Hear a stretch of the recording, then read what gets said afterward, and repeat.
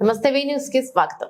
ఆంధ్రప్రదేశ్ మంత్రివర్గ సమావేశం ప్రారంభమైంది. సచివాలయంలో సీఎం చంద్రబాబు అధ్యక్షతన జరుగుతున్న ఈ సమావేశంలో పలు కీలక అంశాలపై చర్చిస్తున్నారు. ల్యాండ్ టైటిలింగ్ యాక్ట్ రద్దు బిల్లుకు కేబినెట్ ఆమోదం తెలిపే అవకాశం ఉంది.